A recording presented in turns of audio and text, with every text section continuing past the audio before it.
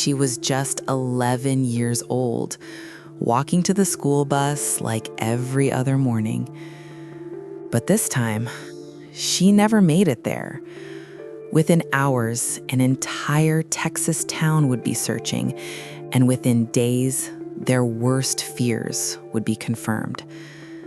February 15th, 2024, Livingston, Texas, a small town surrounded by pine forests and winding rivers. At around 7 a.m., 11-year-old Audrii Cunningham left her home to catch the school bus.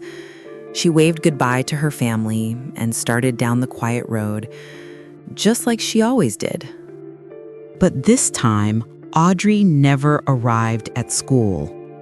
When the bus driver called to ask where she was, panic set in.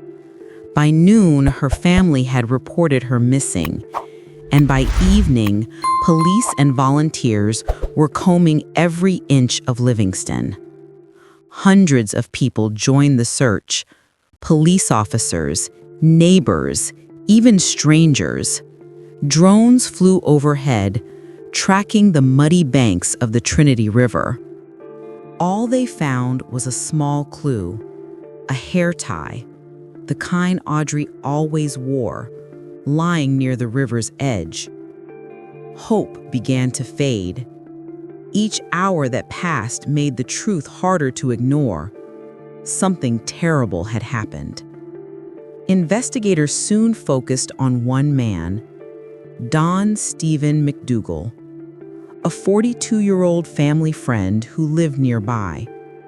He often helped the family, sometimes giving Audrii rides to school. But his story didn't add up. His timeline kept changing. His answers felt rehearsed. When police searched his car, they found disturbing evidence: muddy footprints, rope fibers, and a red bag matching the one Audrii carried that morning. On February 20th, 5 days after she disappeared, the search came to a heartbreaking end. Divers found Audrii's body in the Trinity River, weighted down beneath the cold current. The autopsy revealed blunt force trauma to the head, a violent end to a young, innocent life.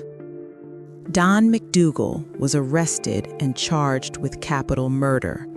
He had a criminal history, including prior offenses involving children, yet somehow he was still free. The community demanded answers. How could this happen again? How did the system fail to protect an 11-year-old girl? Livingston came together to grieve. Candles lined the riverbank where Audrii was found. Her friends placed flowers and drawings beside her photo, messages that read, "We love you, Audrii." Her light may have gone out too soon, but her story burned into the hearts of everyone who heard it.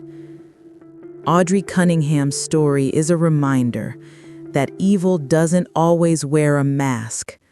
Sometimes it lives next door and looks like someone you trust.